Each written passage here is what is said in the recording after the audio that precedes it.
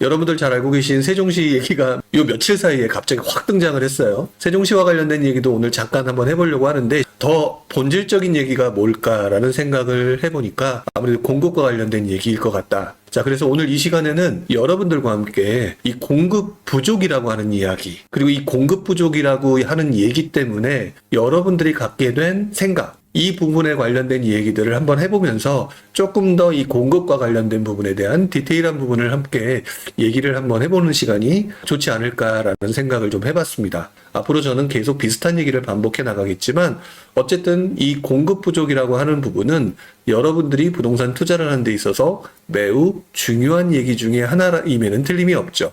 단지 한 가지, 그 공급 부족을 너무 빨리 상승으로 연결시켜서 여기서 얻는 실수, 낭패 이런 것들이 가끔 있기 때문에 이 부분에 대해서 조금 포커스를 맞추고 여러분들이 너무 조급하지 않도록 제가 유도하고 싶은 그런 욕심이 좀 있는 것 같습니다. 자, 먼저 지난주 시장 분위기부터 잠깐 볼 필요가 있겠죠? 지금 서울시장의 분위기 지난주에 기사를 놓고 보게 되면은 우리가 그 전에 과천 마포 집값 오른다라는 얘기하면서 풍선효과 얘기를 했는데 뉴스 기사에서 아예 대놓고 이런 기사가 조금 많아졌어요. 토지 재지정 이후에 풍선효과가 없었다. 자, 그 다음 기사를 보게 되면 짙어진 관망세에 서울 아파트 상승폭 축소. 자, 밑에 기사도 비슷하죠. 자, 그 다음에 금방 얘기했던 풍선효과와 관련돼서 마용성 같은 경우 풍선 효과가 미비했다라는 식의 기사가 조금 더 보이네요. 여기에 지금 조기 대선이 확정되고 난 다음에 아무래도 서울 부동산 시장을 보는 데 있어서 여러분들이 잠시 관망세로 접어들었다라는 내용이 나오고 있습니다. 그럼으로 인해서 밑에 기사를 보게 되면 서울 아파트 매매가 상승폭이 0.11에서 0.08로 축소되었다. 자, 관망 심리가 확산됐다라는 내용들이 나오고 있죠. 자, 그렇다면 지난번에 나왔던 부동산 대책, 토제 해제를 다시 원래대로 돌리면서 조금 더 강화시킨 느낌이 들었던 이 대책 나오고 난 다음에 우리들이 무슨 얘기를 했는지를 다시 한번 복기를 좀 해보도록 하겠습니다. 토제 해제됐다가 서울 아파트, 그 중에서도 강남 아파트에 우리들이 갔던 가장 큰 이유는 똘똘한 한 채라고 하는 부분, 그리고 가격이 더 오르면 안 되지 않나? 그러면 내가 손해일 것 같은 왠지 모를 쫓김, 부담감, 이런 것 때문에 움직였고요. 많은 사람들이 풍선 효과가 일어날 것이다. 이제 폭등각이다. 이런 얘기를 하시는 분들도 꽤 많았던 게 사실입니다. 그런데 물론 그 이후 시간이 얼마 되지 않았는데 그래서 이 상황을 보면서 그래 네 말이 틀리고 내 말이 맞고 이렇게 함부로 판단할 수는 아직은 없는 시간이죠. 하지만 그럼에도 불구하고 바로 우리가 어떤 행동을 보였느냐를 생각을 해보면 정부의 규제가 나오면서 주춤하고 관망세를 보이고 있더라는 거죠. 그래서 모든 시장은 원래 규제가 나오게 되면 주춤하게 되고 관망세가 나오게 되고 이런 과정에서 즉 바꿔 말하면 내가 이렇게 될 것이다 라고 예상했던 이 큰 흐름이 중간중간 일어나는 새로운 변수들에 의해서 달라질 수 있다라는 사실 자체를 먼저 인정할 필요가 있다라는 얘기입니다. 자, 여기에 아까 말씀드렸던 조기 대선이라고 하는 부분. 자, 누가 대통령이 될지 몰라요.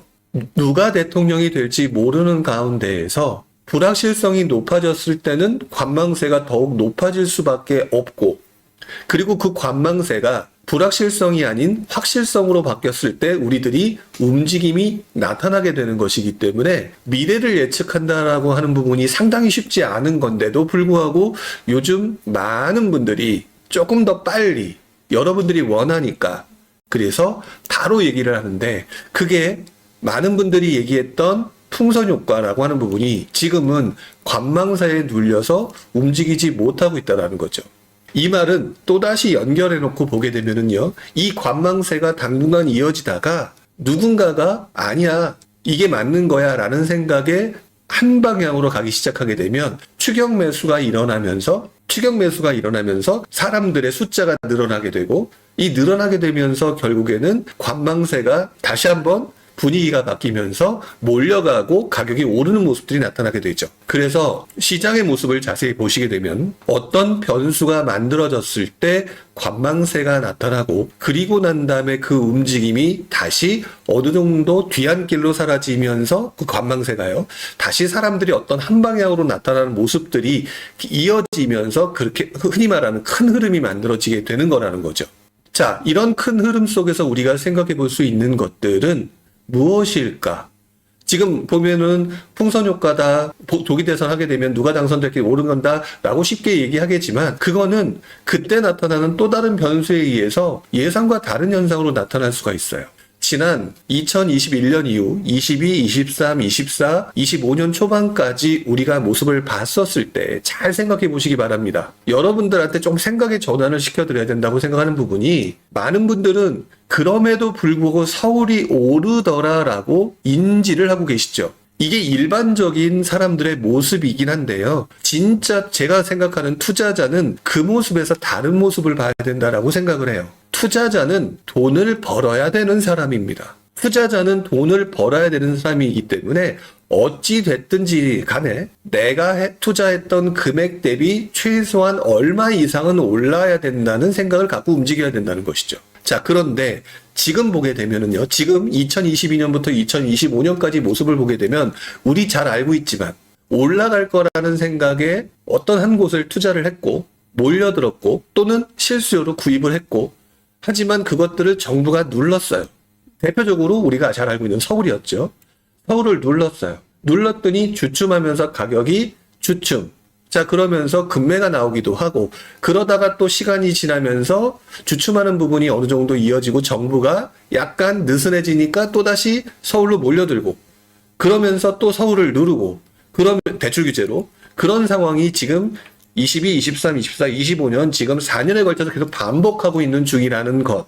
자, 그렇다면 여러분들 중에 누군가는 그 시점에 떨어졌을 때 산 사람이 있을 것이고요. 올라갈 때 추격 매수한 사람이 있을 겁니다. 그렇다면 누가 유리했겠느냐? 아무래도 올라갈 때 샀던 사람은 올라가면서 내가 조금 오른 가격에 샀기 때문에 떨어지면 손실이라고 하는 아직 확정된 건 아니지만 그런 과정을 경험하고 다시 올라가면서 원복하고 하는 과정이 발생을 했겠죠. 자, 그렇다면 누가 보더라도 올라갔을 때 추격 매수보다는 떨어졌을 때 매수하는 게 유리한 상황이라는 게 명확한데도 불구하고 우리는 그동안 어떤 행동을 보였느냐? 올라갈 때 추격 매수를 하는 모습을 보여왔다라는 것. 그렇다면 만약에 그래서 앞으로 이렇게 올라가는 상황이 쭉 올라가는 상황이 아니라면 이런 과정에서 나는 처음부터 비싼 가격에 사서 일단 단추를 잘못 깨고 있는 상황이 만들어질 수 있다는 얘기가 됩니다. 이것을 제가 계속해서 말씀을 드리고 있는데 많은 분들이 이 부분을 놓치고 있는 것 같아요. 자, 여기서 어떤 분들은 또 이렇게 얘기하실 겁니다. 어떤 특정 지역에 있는 특정 아파트는 그래서 2022년보다 2025년에 정말 더 많이 올랐는데요? 라고 얘기를 하셨는데 특정 시장의 가격과 특정 시장의 가격을 비교했을 때 그렇게 수학적으로 접근하는 거는 투자하는 사람 입장에서 매우 잘못된 행동이거든요. 투자를 하거나 실수를 들어가는 사람들은요, 여유 있게 들어가는 사람과 막말로 영끌에서 들어가는 사람이 존재를 하기 때문에 여유 있는 사람은 그 흔들림에 별 반응이 일어날 이유가 없지만 영끌한 사람은 오르고 내림에 굉장히 큰 반응을 보일 수밖에 없어요. 그리고 영끌을 했기 때문에 대출을 받아서 이자를 내는 부분들이 계속해서 누적되고 있기 때문에 오르락 내리락 하는 가운데서 어떤 특정 지역의 특정 아파트는 그럼에도 불구하고 수익이 났는지 모르겠지만 그렇지 않은 대부분의 아파트들은 수익보다는, 그러니까 수익을 기대하고 들어갔지만 다 은행에 갔다 받침골이 돼버리는 거죠. 이 부분을 여러분들이 굉장히 캐치를 해야 된다고 저는 생각을 해요. 지금 시기가 결국에는 오르락 내리락 하는 굉장히 변동성이 심한 시기이기 때문에 어떤 특정 기준 없이 여기가 누가 좋다더라, 똘똘한 한 채가 좋다더라라고 해서 몰려갔을 때 여러분들이 하는 행위의 거의 대부분은 올라 버렸을 때 추격 매수하는 행위를 보이기 때문에 일단 한 수 접고 들어가는 행동이 나온다라는 거죠. 바로 이 부분 때문에 저는 자꾸 투자자의 마인드, 아무리 실수요자라고 하더라도 여유 있는 자금을 가진 사람이 아닌 사람이 대부분인 이 바닥에서 여러분들이 그런 행동을 하지 말게끔 자꾸 유도를 하는 겁니다. 저 역시도 여러분들한테 매번 말씀을 드리는 거지만 저는 장기적으로 우상향하기 때문에, 장기적으로 서울의 사람들의 관심도가 높기 때문에 서울을 사시는 거에 대해서 전혀 반대하지 않아요. 오히려 그것들이 자금이 있다면 그렇게 행동하는 게 맞다라고도 얘기를 하죠. 하지만 제가 그렇게 예전에 해보니까 어떤 시기는 돈을 벌고 어떤 시기는 돈을 못 버는 상황이 만들어졌고, 제가 보는 관점으로는 지금 이 시기가 돈을 벌기가 쉽지 않은 시기라고 보여지기 때문에 이런 얘기들을 해왔던 것입니다. 그래서 조금만 여러분들이 생각을, 그러니까 내가 먼저 빨리 돈을 벌고 싶은 욕심을 잠시 눌러놓고 생각을 해보게 되면 나랑 비슷한 세상 모든 사람들이 이렇게 행동하는구나 라는 것들을 역이용하는 패턴으로 가셔야 된다라고 말씀을 드리는 거라는 거죠. 이 부분을 계속해서 지금 저는 몇 년째 반복하고 있는 것 같은데요. 또 막상 이렇게 함에도 불구하고 많은 분들이 제가 하는 얘기에 대해서 불만이 좀 많으십니다. 왜 많을까라고 생각을 해보면 결국 빨리 하고 싶은데 그거에 대한 답변을 두지 않아서라고 생각을 해서일 것 같은데요. 그런데 투자 몇 번 해보신 분은 제 말이 이해가 되실 거라는 것. 그렇다면 이렇게 시장의 움직임이 오르락 내리락, 왠지 정부 입장에선 누르는 입장이 강한 이 상황에서 그럼에도 불구하고 상승이라고 하는 신호를 보는 데 있어서 매우 중요한 것은 뭐냐? 바로 여러분들이 잘 알고 계신 공급 부족, 공급의 감소라고 하는 부분을 눈여겨보셔야 된다는 얘기입니다. 실제로 공급 부족이라고 하는 얘기는요, 지난 몇 년간 계속해서 나왔던 얘기 잘 알고 계시죠? 실제로 제가 이번 주 기사의 제목으로 삼았던 가장 큰 이유 중에 하나가 바로 공급 부족인데요. 한번 보도록 하겠습니다. 공급 부족이 해결이 안 되고 있다. 자, 지금 보시게 되면 서울, 인천, 수도권 분양 아파트 씨가 말랐다. 자, 여기에다가 조기 대선을 하겠다라고 결정이 됐으니 6월까지 각종 건설업체에서는 이 분양이라고 하는 부분을 지금 당장 하기보다는 조금 더 뒤로 미루는 작업이 만들어질 수밖에 없겠죠. 그래서 주택 공급은 또 역시 마찬가지로 위축되는 모습을 보였다라는 것. 자, 실제로 그래서 올해 들어와서 1분기, 1월, 2월, 3월 달에 1분기 분양 물량은 70% 정도가 급감을 했다. 상반기 분양 물량 위축 나오고요. 이렇게 70% 정도 분양을 미뤄지다 보니까 돈을 벌어야 되는 건설사도 상당히 애매하죠. 자, 이런 상황이 됩니다. 공급 부족. 자, 우리 여러분들 이 방송을 보신 분들도 그렇고 이 방송을 보지 못했던 분들도 이전에 다른 곳에서나 다른 신문 기사거나 보셨죠. 공급 부족이란 얘기. 자, 여러분들한테 한번 질문을 해볼까요? 여러분들 중에서 나름대로 부동산 공부를 하면서요, 특히 이제 서울과 수도권 공급이 부족하다는 얘기를 들어오셨을 겁니다. 몇 년도부터 들었던 기억이 나세요? 자, 재미있는 영어 도서관님께서는 2022년이라고 얘기를 해주셨어요. 자, 인프라님은 2023년 중반, 자연으로님은 10년 전, 퀀텀점프님은 2016년, 수무농장님은 3, 4년 전, 행복신스 2005년님은 2017년. 공급 부족이 아니었던 적이 없네요. 그래서 2010년 전이라고 하면 그때도 공급 부족을 했으니까 그래서 올랐죠. 네, 맞죠. 공급 부족이면 집값 상승이니까.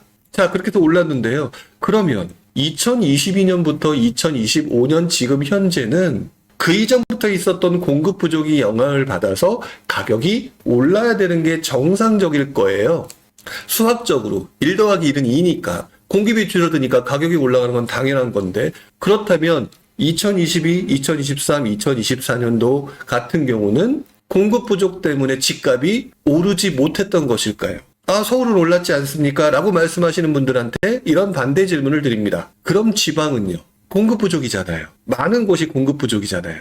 지방 중에서 공급이 많았던 곳이 있지만 공급이 부족한 곳도 있었거든요. 그런데 이 지역은 왜 올라가지 못했던 것일까요? 여기서 여러분들이 진짜 제대로 공부를 하고 싶은 분이라면 부동산 이 공급 부족이라고 하는 상황에 투자를 하는 것도 좋은데 왜 이런 현상이 나왔는데 그동안 나왔었던 공급 부족에도 오르지 않았던 현상들은 무엇이라고 얘기하는 게 맞는 것이냐. 그렇다면 논리가 또 이렇게 결론해야죠. 공급 부족이라고 집값이 안 오를 수도 있다. 이런 현상들이 만들어진다라는 거예요. 그래서 무작정 공급 부족이면 집값이 오른다라는 얘기를 가지고 부동산 지식이 없다고 해서 그것을 무조건 믿게 되는 경우에 더더구나 마침 그 시기에 여러분이 공급 부족이라고 해서 집값이 오를 거야라고 해서 돈도 부족한데 베팅을 해서 상승에 베팅을 했다면 누군가는 다칠 수도 있다라는 거죠. 그래서 여러분들 공급 부족 폭탄이니까 집값이 상승할 거라고 하는 유튜브 제목, 오늘도 제 유튜브 제목이 그거죠. 공급 부족 폭탄, 폭등은 불가피할까? 왜? 다른 분들이 그렇게 얘기들을 하니까. 그런데요, 공급 부족일 때 집값이 무조건 폭등한 적은 없었다라는 거예요. 물론 그렇다고 해서 오해는 하지 마셔야 됩니다. 공급 부족이라고 해서 집값 상승의 확률은 높다. 그런데 공급 부족이 100%는 아니다. 필요 충분 조건은 아니다라는 게 가장 큰 문제라는 거예요. 그래서 지금 여러분들이 보는 이 공급 부족의 이 시기를 그러니까 집값이 올라갈 거야라고 얘기하고 상승에 베팅하는 경우 혹시라도 잘못된 판단이었다면 누군가는 무너질 것이고 그리고 저 같은 사람은 그 무너진 사람들을 지켜보면서 그들의 물건들을 후려쳐서 살 생각들을 하고 있다라는 게 이 바닥의 생리라는 것. 자, 그렇기 때문에 우리 공급 부족이라고 하는 부분들을 좀 잘 한번 살펴보자고요. 지금 많은 분들이 중간에 글을 올려주고 계시는데 결국 무슨 얘기하느냐? 님 심리 물음표. 자, 잘 될 거야 님은 정책. 그런 것들이 굉장히 큰 영향을 만들어서 우리의 심리를 바꾸기 때문이거든요. 그래서 트리거가 중요해요. 자, 으라차차님, 트리거는 항상 심리에 영향을 받는 것 같습니다. 체감 여론이 심리를 만들고요. 그래서 일반적으로는 공급 부족이라고 하는 부분을 베팅해서 많은 분들이 들어오는 건 맞는데 상승장이라고 하는 모든 사람이 몰려가고 정부도 어찌할 수가 없는 그 당시 상황에서는 뭐 그 말이 100% 맞는 말이긴 한데 이게 오르락내리락 하면서 사람들이 조금 지쳐하는 시기에는 트리거가 필요해요. 트리거. 자, 잘 생각해 보시면 오늘 얘기가 나올지 안 나올지는 정확히 모르겠지만 자, 세종시가 갑자기 요 며칠 사이에 많이 뒤집어졌죠. 세종시의 트리거는 뭐였나요?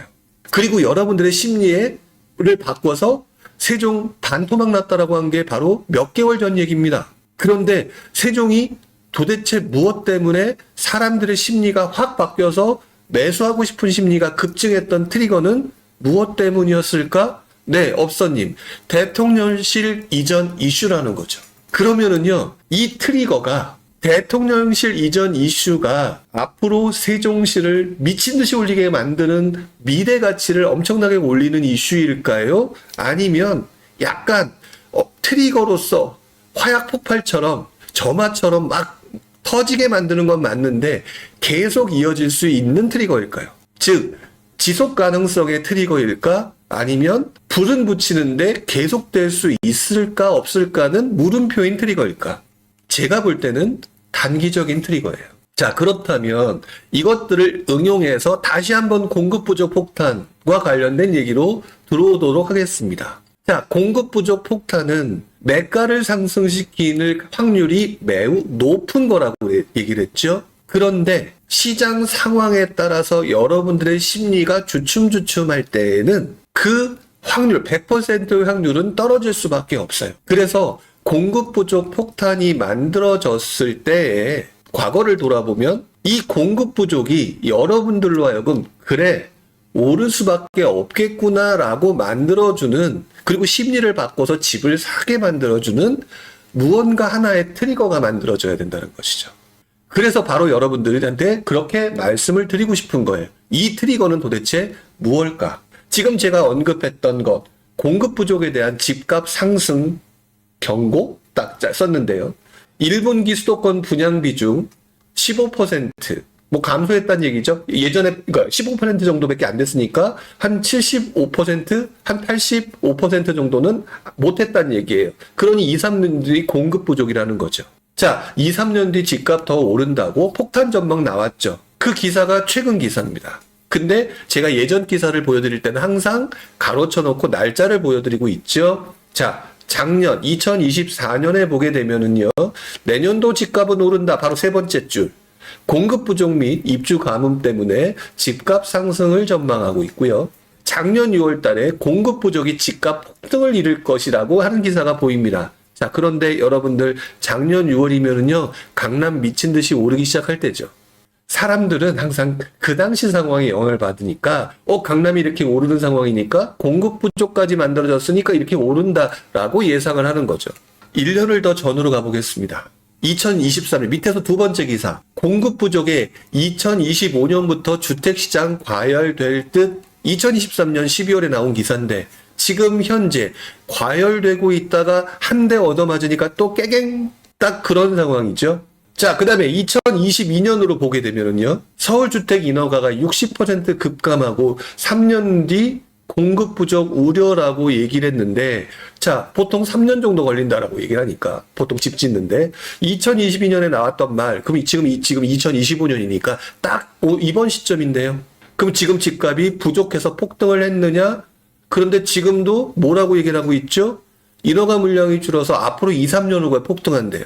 맨날 2, 3년 후에 폭등한대. 2, 3년 전에 얘기했던 이 내용의 근거로 하면 지금 2025년에 폭등해야 되는 상황인데 대출 규제라는 꿀밤한데 강하게 얻어맞고 나니까 깨갱하고 있는 게 이 현실. 자, 공급 부족 부분이 폭등을 만들어낸다? 그렇지 않다라는 얘기입니다. 그리고 제가 이 부분에 대해서 계속해서 강조를 하고 있는 이유가 저 역시도 지금 생각보다 부족했던 10몇 년 전에, 한 14, 15년 전에도 동일한 현상이 일어났었고, 이 당시에도 많은 언론에서 공급 부족 때문에 집값이 올라간다고 얘기를 했었던 시절. 그리고 저 역시도 그 말에 대해서, 아니, 인과관계가 맞잖아요.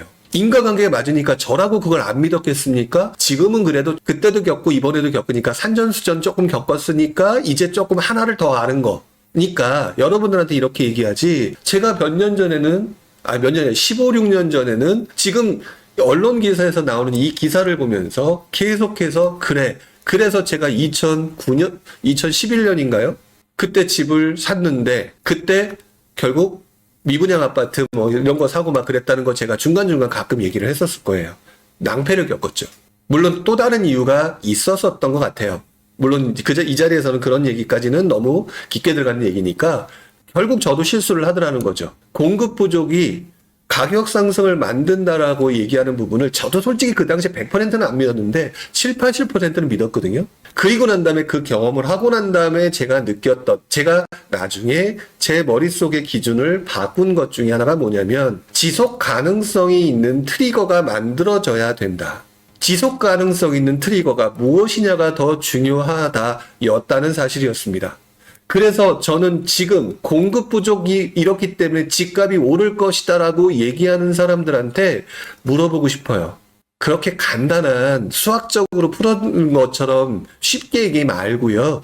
진짜 어떤 것 때문에요? 그런 질문을 하고 싶죠, 솔직히. 자, 기사를 보게 되면은요, 과거의 공급 부족, 다시 말하면 제가 헷갈렸던 시점, 지금도 10년 후에 볼 때는 많이 부족하겠지만 지금 제 입장에서 볼 때 제가 참 많이 부족했던 시점, 그때를 보니까요, 2009년 기사입니다. 내년 공동주택 공급 올해보다 38% 줄어든다. 몇 년도요? 09년도였습니다. 먼저 그 얘기부터 해야 되겠네요. 2008년 금융위기가 바로 전년도였죠. 그리고 그 전에는요, 강남에 있는 똘똘한 한 채, 버블세븐이라고 하는 똘똘한 한 채가 미친듯이 상승하던 시절이었습니다.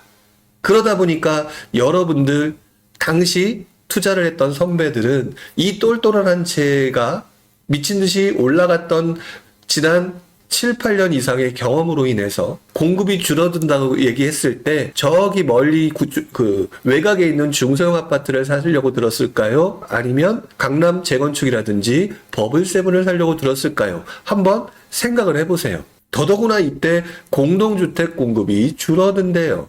그래서 2009년 상반기에 강남 재건축이 미친 듯이 올라가서 그 당시 거봐 똘똘한 채가 맞잖아라고 하는 분위기가 있었고요. 그리고 그해 9월 달에 DTI 규제로, 대출 규제로 분위기가 확 가라앉았다라는 얘기를 제가 여러 번 이 방송에서 얘기했을 겁니다. 자, 그리고 2010년이 됐습니다. 전세 가격이 급등하기 시작하네요. 서울 수도권 최고라는 기사가 나옵니다. 그런데 그 해도 여전히 똑같이 같은 얘기가 나와요. 뭐라고 하느냐? 세 번째 기사. 내년도 민간 아파트 공급이 4년 만에 최저치에 접어들었다. 자, 그리고 그 다음해를 보게 되면은요, 결국 이때 나타났던 현상들이 뭐냐라고 얘기를 하게 되면 밑에 있는 기사의 공통점은 전세 가격 상승이었죠. 자, 여기서 우리가 한 번쯤 생각해 볼 필요가 있습니다. 무슨 현상이 일어났다고요? 전세 가격 상승이라고요. 매매 수요는, 수요라고 하는 거를 분리를 해야 됩니다. 매매 수요는 항상 실수요와 가수요, 투자 수요를 분리를 한다라고 말씀을 드렸습니다. 자, 그런데 전세 수요는요, 가수요가 없어요. 그래서 항상 실수요만 존재하는 게 맞죠.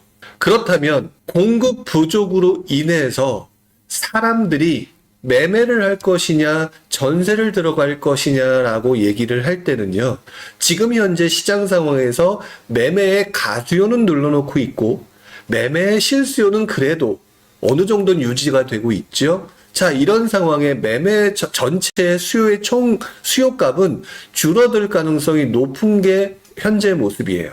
물론 다른 동네로 수요가 이동할 수 있지만 지금 현재 상황에서는 관망세잖아요. 관망세인 상태가 어쨌든 6월까지 진행된다라고 봤었을 때, 그리고 그 이후 상황에 따라서 또 그 여러분들의 심리가 움직이겠죠. 하지만 지금 당장 결혼하거나 아니면 만기가 돼서 이동해야 되는 사람들이 입장에서 보게 되면, 그래서 실수요는 이동을 해야 되지 텐트 치고 살 수가 없어요. 그렇기 때문에 공급 부족이라고 하는 현상들이 만들어졌을 때, 그리고 시장 전체적인 상황에 매수 심리가 여러 가지 이유로 인해서, 그게 대출이 되든 조기 대선이든 위축되는 상황, 관망하는 모습이 만들어질 때 튀어 올라오는 모습들은 기본적으로 전세 가격의 움직임이라는 거죠. 자, 지금 알라딘님이 부동산과 금값의 관계는 없는 거냐고 물어보셨는데요. 쓸데없는 행동이 될 수도 있어요. 왜 그러냐면 이 꼴로 계산하게 되면 다른 거 다 무시하고 부동산하고 금값만 비교하시는 거거든요. 근데 이 세상은요, 복잡계예요. 그렇기 때문에 부동산과 금값을 비교하는 행위는 제가 볼 때는 쓸데없는 행위라고 저는 생각을 합니다. 오히려 금하고 거시경제 쪽 다른 부분하고 비교를 하시는 것에 포커스를 맞추시는 게 좋지, 부동산하고 금은 조금 다르게 하시는 게 좋을 것 같아요. 지금 현재 공급 부족이라고 하는 현상과 지금 시장 전체로 보여지는 시장 분위기로 봤었을 때는 매매 수요는 일정한 특정 지역 똘똘한 채의 일부에 몰려 있는 상황이기 때문에 전반적인 시장 전체로 보게 되면 매매 수요가 위축될 수밖에 없는 상황. 그렇다면은 여기서 나타나는 현상은 이게 바로 풍선 효과예요. 왜? 매매를 눌러놓으니까 살아야 될 사람은 전세로 움직일 수밖에 없는 것이죠. 자, 그런데 지금 여러분들 많은 분들이 공급이 부족하니까 지금 빨리 집을 사야 된다라고 얘기를 했는데 전반적으로 매매 수요가 줄어들고 있는데 여러분들 한두 사람이, 사실 우리 부동산 관심 있는 사람은 세상에 그렇게 많지 않거든요. 실제 전체 인구로 그렇게 되면 부동산에 관심 있는 사람 별로 없어요. 자, 그래서 전체적으로 매매 수요가 줄어든 가운데 매매 수요가 몇 사람들이 여기 올라타게 되면 그게 엄청나게 늘어나는 게 아니에요. 상승장이 아니기 때문에. 그래서 까딱 잘못하게 되면 반대에 올라타가지고 시장 분위기에 반대적인 행위를 하고 있는 상황이 만들어진다는 거죠. 자, 그래서 지금 현재 여러분들이 봐야 되는 최초의 트리거의 모습은요, 전세 가격 상승의 움직임입니다. 이 부분을 지금 이 기사에서 보시는 것처럼, 자, 2009년에 부동산 공급이 부족하기 때문에 집값이 올라간다는 얘기를 몇 년 얘기를 하다가 그 이후에 나타났던 현상들을 보게 되면은요, 실제 과거의 모습이에요. 그때의 모습은요, 강하게 정부에 눌러지는 이 행위로 인해서 매매 수요는 위축되고요, 전세 수요만 올라가는 상황이 만들어졌다라는 거죠. 자, 이렇게 전세 수요가 올라가는 상황이 만들어졌기 때문에요, 어떤 현상이 만들어졌는지 아시나요? 그때 또다시 누군가는 이렇게 얘기를 합니다. 전세 가격이 밀려 올라가니까 집값이 올라간다.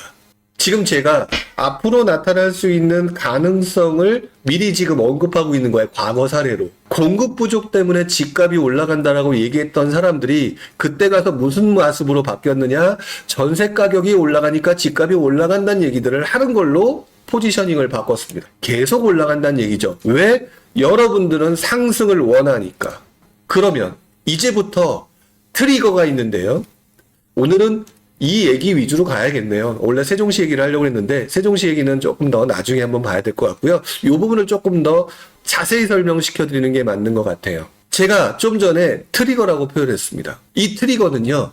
진짜 트리거와 가짜 트리거가 있습니다. 이제는 공급 부족이라는 현상으로 인해서 여러분들 정부나 기타 시장 상황으로 해서 매매 수요가 위축되거나 힘든 상황에서 나타나는 첫 번째 강력한 트리거는 전세 가격 상승이라고 얘기를 했습니다.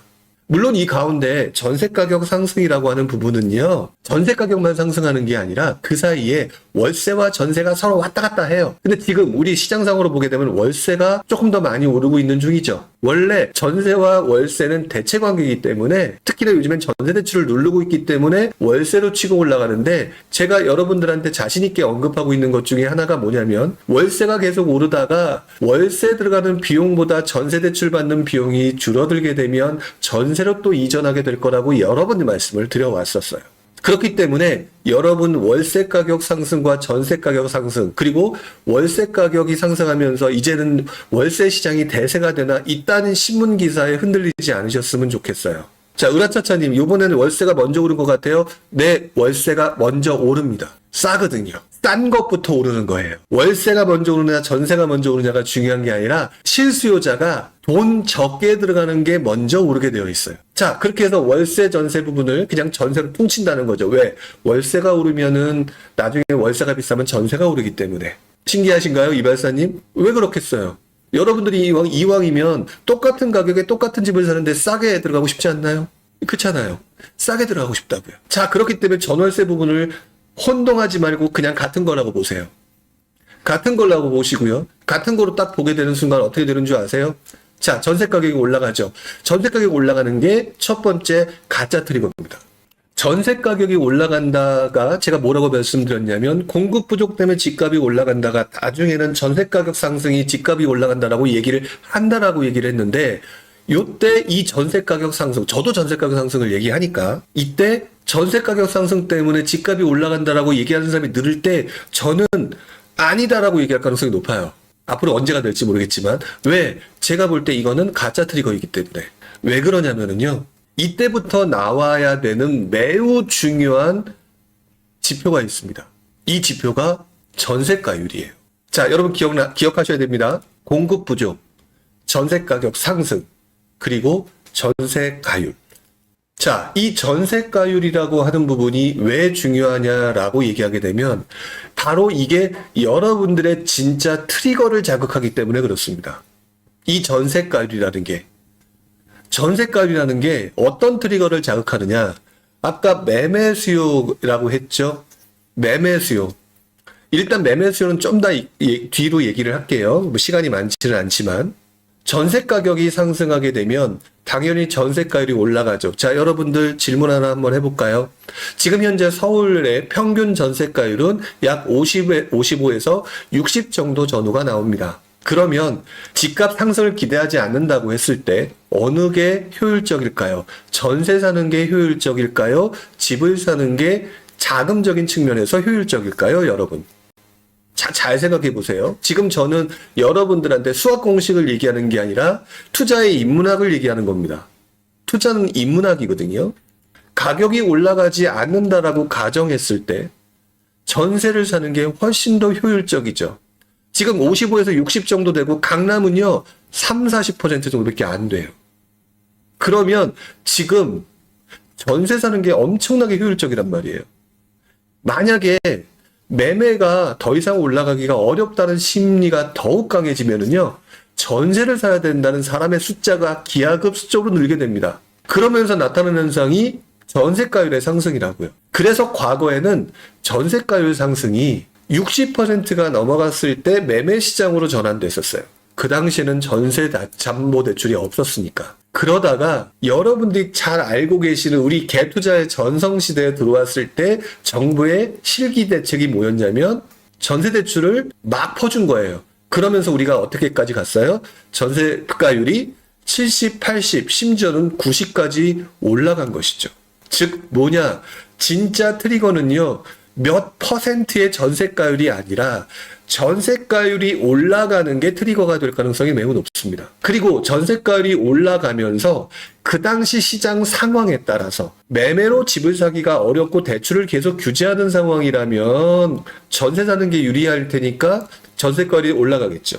반대로 매매 시장에 대출을 규제를 완화하게 되면 요즘같이 전세 대출을 규제하고 있는 상황이면 전세가율이 막 올라가기 전에 매매로 전환되겠죠. 이거를 자꾸 갭투자 주로 얘기하시는 분들이 전세가율이 70%, 80%대 들어가야 된다. 이렇게 얘기를 하시는데 그거 투자 제대로 안 해보셨거나 상승장의 경험만 갖고 계실 가능성이 매우 높아요. 이게 수학이 아니거든요. 그래서 결국 이 전세가율의 상승이 남의 집 사는 거잖아요. 남의 집 사는 것보다 지금 현재 깔고 있고 있는 돈의 효용성이 크기 때문에 여러분들이 전세로 가는 건데 이게 시간이 가면 갈수록 전세가율은 올라가지 매매 시장은 예를 들어 풀어주지 주변은 또 다른 동네가 조금 오르는 동네가 있다라고 얘기하지 이런 상황이 되게 되면 여러분들이 점차 어떤 상황이 되느냐 더러워서 내가 집 사고 만다. 차라리 집을 사는 게 낫겠다. 이런 현상들이 만들어진다라는 거죠. 탑핑불패님, 서울의 전세가율이 70, 80% 된다는 말이 전세가가 상승하고 있다는 말이고 같은 말이 아니냐라고 얘기를 하는데 전세가율이 상승한다라는 게 지금 50에서 60이 될 수 있는 거고 60에서 70이 될 수 있는 거고 70에서 80이 될 수 있는 거죠. 퍼센테이지는 의미가 없어요. 그냥 전세가율이 올라간다는 건 그냥 전세 가격이 상승한다는데 많은 사람들이 특히 이 중에서 갭투자 여러 번 하셨던 분들이 있었잖아요. 갭투자 하시는 분들을 보게 되면 그런 얘기 많이 들었죠. 갭투자할 때 금액대로 1,000만 원 정도, 한 3,000만 원 정도 이내로 투자를 해야 된다라든지 전세가율이 70%가 넘어가면 들어가야 된다라든지 실제로 투자를 해서 실제로 매매 가격이 올라가게 되면은 사람들이 어떤 현상들이 만들어지게 되냐면 실제로 2013년도부터 이 현상이 2012년도군요. 2012년도부터 이 현상이 되게 강해진 게 더러워서 집을 사겠다 라는 현상들이 만들어져요. 집을 봐야 되는데 전세 매물이 없으니까 줄을 서요. 집주인도 줄 세워요. 전세가 나가지 않으면 그냥 아무 때나 본인이 와서 보여줘야 될 텐데 매물은 딸랑 내 거밖에 없고 줄 서는 사람은 20명 30명 되니까 마음대로 마음 놓게 하는 거죠. 그러면 세입자 입장에서는 굉장히 감정이 상하거든요. 이런 현상들이 만들어졌던 게 예전장의 모습이고 이렇게 만들어지면서 여러분들이 진짜 트리거가 뭐냐 전세 가격이 올라가는 건 맞겠죠. 이 전세 가격이 올라가는 과정에서 여러분들의 심리가 바뀌기 시작할 거라는 거예요. 그게 60%다? 아니면 70%다? 80%다? 아니면 전세 가격의 전세 갭이 3,000만 원이다? 이게 아니라 들어서 집을 사야 되겠네라고 하는 심리가 세입자한테 퍼져나가 있을 때가 트리거가 되는 거예요. 이러면서 세입자들이 넘어가면서 매매 가격이 1,000만 원, 2,000만 원이 올라가는 상황이 만들어집니다. 이때가 여러분들이 집중적으로 공급 부족 폭탄으로 이어진 파급 효과의 전세 가격 상승과 전세 가격 상승이라고 하는 앞으로의 파동, 그리고 이제 앞으로 밀려가는 파동을 이용해서 투자를 하는 게 맞는 거라는 거죠. 갈매기 님도 그러셨네요. 2013년 임대인 때문에 더러워서 집 샀다. 자, 그래서 지금 여러분들이 가장 잘못하고 있는 거, 오늘도 약간 그런 모습이 보이는 게 뭐냐면 퍼센테지 몇 퍼센트 그게 중요한 게 아니에요. 인문학이라고 얘기를 했잖아요. 공급 부족 폭탄이 집값이 상승한다라고 얘기했는데 너무 두루뭉실하지 않나요? 그게 아니라 공급 부족 폭탄이 앞으로 몇 년간에 걸쳐서 이어질지 모르겠지만 전세 가격 상승을 만들 것이고요. 전세 가격 상승을 만들어주는 가운데서에 나타나는 전세가율 상승과 그때 시장 상황이 임차인으로 하여금 더러워서 집을 사는 게 맞겠다라는 상황이 막 폭탄처럼 막 올라오잖아요. 그렇게 되면 정부 입장에서 임차인들이 난리 나잖아요. 임차인들도 투표권자거든요. 결국 이 부분을 해결하기 위한 대책이 만들어지는데 주로 매매시장 활성화였습니다. 그래서 여러분들이 제가 다 두루뭉술하다고 보이실 거예요. 왜? 저 친구는, 누구는 2025년부터 집값이 오른다는데, 2027년부터 난리가 난다는데, 근데 저는, 그런 거는 모르겠고요. 임차인이 빡 돌 때, 두루뭉술해서 내가 언제 투자할지 모르겠다라고 얘기를 하시는 분이 많거든요. 그런데 투자의 세계는 여러분이라고 했잖아요. 사람이 하는 일이고 사람의 심리가 바뀌는 거는요. 결국 공급 부족이 아니라 공급 부족을 바라보는 사람들의 행위거든요. 전세 가격 상승을 바라보는 사람들의 행위거든요.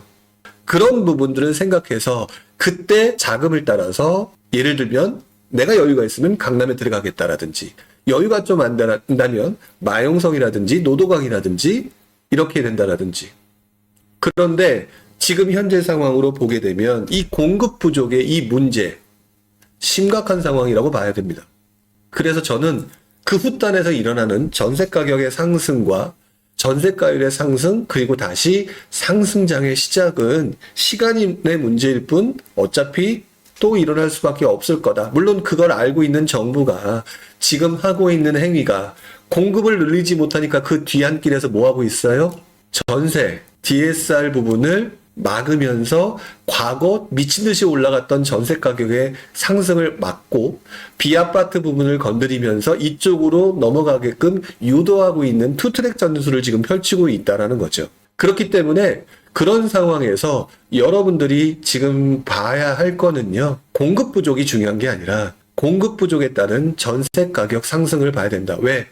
지금 전세 DSR을 한다고 하더라도 전세 DSR로 대출을 줄이면은요. 여러분들 그러면은 전세 가격 안 올라갈 것 같죠? 저는 시간이 조금 걸릴 뿐 올라간다고 봐요. 왜? 강남 들어갈 수 있는 사람이 돈이 떨어지니까 부족해지니까 마용성으로 내려올 거고 마용성에 살려고 했던 사람이 대출이 안 되니까 동대문구라든지 성북구에 갈 것이고 그리고 그 다음에 노도강으로 갈 거고 다른 동네로 갈 거고 자 이렇게 되는 거죠. 그래서 결론은 딱 하나입니다. 지금 으라차차님이 정확하게 표현을 해주셨는데 공식을 쉽게 얘기하는 사람들의 얘기보다는요. 사람들의 움직임, 사람들이 그것들을 보면서 반응하면서 점점 어떤 특정 대상에 대한 욕구가 커지는 상황. 그 상황이 여러분들 투자하는데 근데 그런 경험을 하기 위해서는 시간이 조금 필요하죠. 시간이 필요한 사람들한테 사실 마음이 조급하니까 여러분들한테 공식 같은 것들을 가르쳐 드리는 건데 사실 그렇지 않아요. 오랜 기간 투자를 하기를 원하신다면 사람들의 움직임을 보셔야 된다는 것. 그리고 이 움직임, 하지만 저는 약간 비슷한 공식으로 갔어요. 100%가 아닐지 몰라도 공급 부족 폭탄이라고 하는 개념은 전세 가격의 상승을 만들어낼 것이고 전세 가격의 상승은 전세가율을 올리면서 여러분들을 조급하고 불안하게 만들 것이다.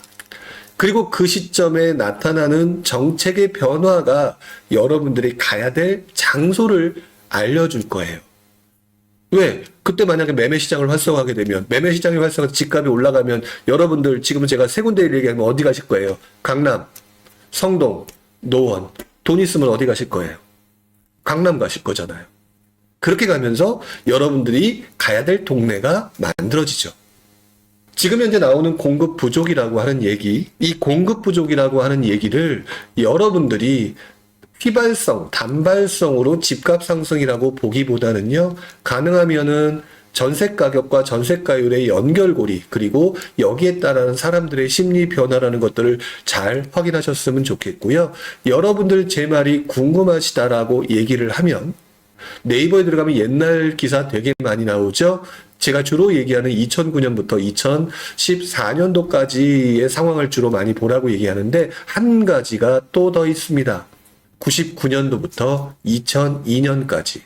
그 당시에도 제가 투자하던 시기였지만 그 당시엔 제가 개념이 부족했을 때라 저는 나중에 알았어요.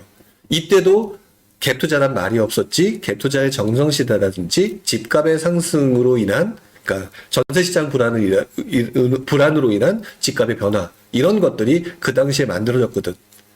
딱 그래서 여러분들이 그 부분을 이 방송으로 때우려고 하지 마시고 본인이 좀 더 정확하게 아시려고 한다면 09년도부터 14년까지, 그 다음에 99년도부터 2002년도까지의 시장 상황을 뉴스 기사로 한번 확인해 보시기 바랍니다.